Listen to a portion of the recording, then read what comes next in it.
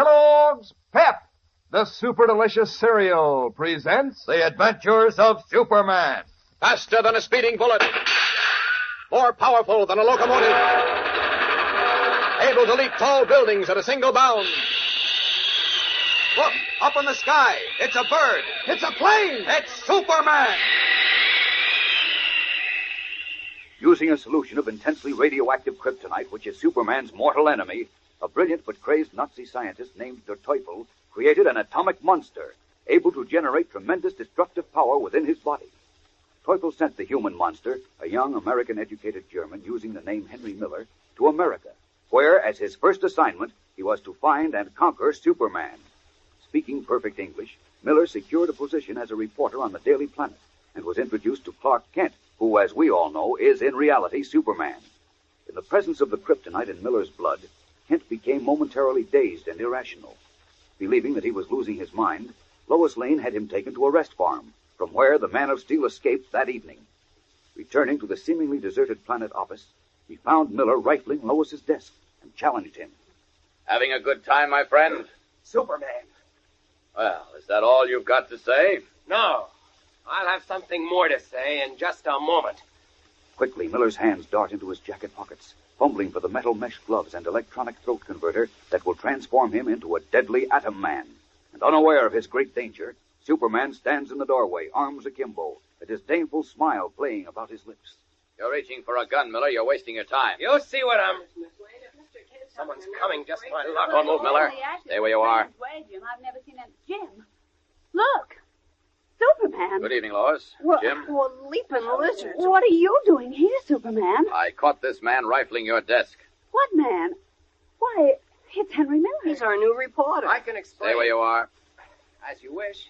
Superman is making a great to-do about nothing, Miss Lane. I missed my gold cigarette case at dinner. It's quite valuable, and I happen to be very fond of it. I thought that I might have left it in my desk, so I came back for it. This is my first day at the Planet, you know, and in the dim light, I must have mistaken your office for mine. What's that? Yes, my office is right next to Miss Lane. That's Clark Kent's he's office. right, Oh, no. Superman. No, he's right. Clark has been acting very strange lately, staying away from the office for days at a time. And Perry White finally got fed up and fired him, and he hired Mr. Miller to take his place. So that's it. Yeah, and it's a dirty trick if you ask me. Well, it looks as if I owe you an apology, Mr. Miller. Oh, that's quite all right. I can see where my being in Miss Lane's office looked suspicious. It was a perfectly natural mistake. Hey, what's cooking, Superman? How'd you happen to be here tonight? Oh, why, I dropped in to see Kent. To see Kent. Yes, Oh, are you and he working on something together? Well, in a way, Jim. That's very interesting. Is it, Mr. Miller? Why, you're a very famous person. Kent must be very clever to work with. Oh, he sure is. I think Miss Lane would know it by this time. But no, she makes up her mind he's seeing things and has him sent away to a rest farm. Now, Jim, I did it for his own good. As I said, Clark has been acting very strange. And this afternoon, right in this office, you were here, Jim. And you too, Mr. Miller. I remember. He became positively irrational.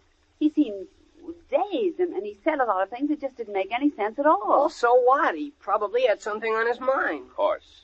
Kent's as sane as I am, Miss Lane. You had no right to send him away. There, you see, Miss Lane? I did it for his own good, Jim. I thought I'd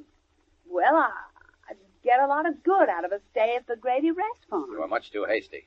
I'll see that he's released. Oh, you will? Yes, at once. I've got to be running along. A friend of mine is waiting for me. That is, if you're quite satisfied. I'm not a deadly criminal, Superman. Well, Miss Lane and I both seem to have been a bit hasty today. Sorry, Miller. No hard feelings, I hope. None at all. This has been a most instructive evening. Most instructive. What do you mean? Meeting Superman and all that. Well, good night, everyone. Good So night, long. Mr. Miller. Right. Are you going to the rest farm and get Mr. Kent out now, Superman? What? Oh, yes, Jim. I'll just sit down a moment. Hey, What's the matter, Superman? Matter? Yes, don't you feel well? Is something wrong with you? Wrong? I don't know. Alarmed, Lois and Jimmy stare at the broad-shouldered Man of Steel who sits heavily in a chair, his eyes slightly glazed, and a strange weakness flowing through his body. He hears Lois and Jimmy dimly. What is it, Superman? Yo, what's the matter? As from the back of his mind, a voice, his own voice, speaks to the Man of Steel. This strange weakness. It's the same as when you were in the presence of the kryptonite. Superman, say something. What's wrong?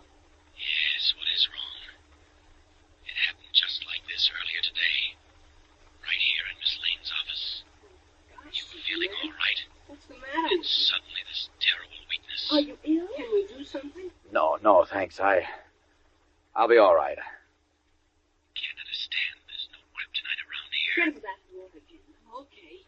Gosh, I can't understand it. I can't understand it. Neither can you. What's happening? Are there other things? Things beside kryptonite that can weaken you? Would you like me to call a doctor? Doctor? No, of course not. Wait. That ring on Lois's finger. Look at it. A green stone. Milky green. Great Scott, perhaps it's... Here, drink this water, Superman. Oh, thanks, Jim. There. Do you feel any better? Oh, yes, thanks, much. That ring. It may be... Oh, don't try to get up yet. Rest a little bit longer. Oh, I'm all right now. Quite all right. Excuse me, Lois, will you? Come into Kent's office a moment, will you, Jim? Oh, sure, you bet. Shall I come too? No, stay where you are, please. We'll be just a moment. Gosh, what is it, Superman? What happened? Close the door, Jim. Oh, sure. Now, listen. Would you like to do something for me? Oh, golly, sure. Of course. What is it? Miss Lane is wearing a new ring. It has a green stone. A green stone? Yes. It's on the little finger of her left hand. I want you to get it for me. You want me to get Miss Lane's ring? That's right. Why? What for? Never mind. I'm asking this as a personal favor. Will you do it? Well, sure. Then take it to Dr. John Millison. His laboratory is in the science building at Metropolis University. Oh, I know where it is. I took something there from Mr. Kent a few days ago. But why... Never mind the questions. Just get the ring and rush it to Dr. Millison. Tell Miss Lane I admired it and want to copy it or something. Oh, okay, I'll get it. Good. But are you going to get Mr. Kent out of that rest farm? You take care of the ring and I'll take care of Kent. Is that a deal? Oh, it sure is, and thanks a million. I'm awful worried about him. So am I. What? Oh, nothing, Jim. Just get Miss Lane's ring to Dr. Millison as fast as you can. So long now. Oh, wait, the door isn't that way. This window will do. So long, Jim. Up, and away! Leaping into the dark, star-filled sky, the Man of Steel streaks from the planet building and heads for Metropolis University to await Jimmy's arrival with Lois Lane's ring. Is it possible that someone has given Lois a ring with a stone made of kryptonite? We'll know in a moment, so keep listening. But right now, here's a word from your announcer. You know, the other day I heard of a family with 5 children, 3 boys and 2 girls. And they're all collecting the new comic buttons that come as prizes in packages of Kellogg's Pep. At first, they all used to dive in for the button whenever Mom opened a package of Pep, but that didn't work out very well, so now they take turns. Of course, since there are 5 of them, they eat a lot of that super delicious whole wheat flake cereal, so their turns come up pretty often. Then, if they happen to get duplicates, they exchange them with each other.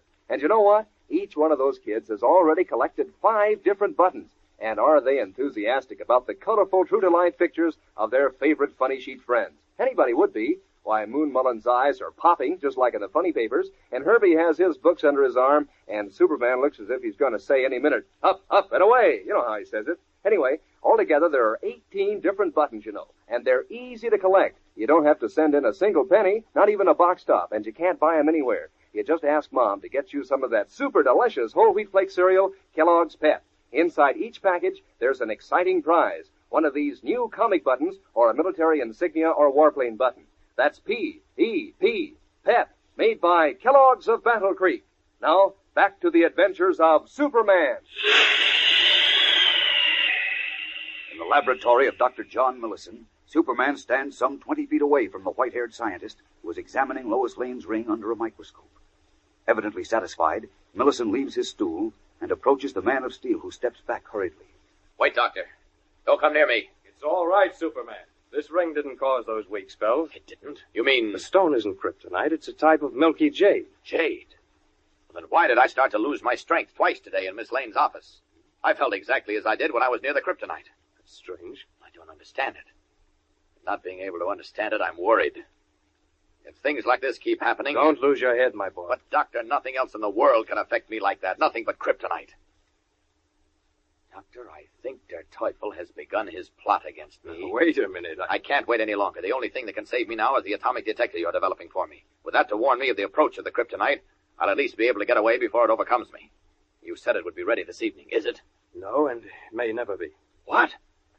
What do you mean? I'd gladly give 10 years of my life if I didn't have to say this, Superman, but, well, we ran into difficulties just when we thought the detector was completed. You mean? We haven't been able to solve the problem yet, and frankly, well, I don't know if we ever will be able to. Great Scott. What can I do now? What can I do? Helplessly, Superman stares at Dr. Millison, his one last hope of protection against the kryptonite seemingly gone. And unknown to the Man of Steel, the danger he fears is even closer to him than he suspects, due to an error he himself made in Lois Lane's office. At this very moment, Henry Miller, the dread Atom Man, is in a telephone booth, conveying an important message to the brilliant, half-mad Nazi scientist at the other end of the wire. Teufel, it is I, Miller. We have nothing to worry about from now on. Yes, that's right. Well, I made a wonderful discovery tonight. I know exactly how to contact Superman whenever you decide to get rid of him. Of course I know what I'm saying. Yes, I'll be right over. Goodbye. What does the Atom Man mean? How can he contact Superman at will?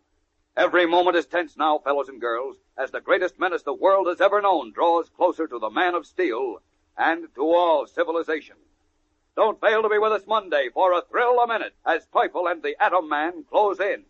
Be sure to listen, same time, same station, to the adventures of Superman. Faster than a speeding bullet. More powerful than a locomotive. Able to leap tall buildings at a single bound.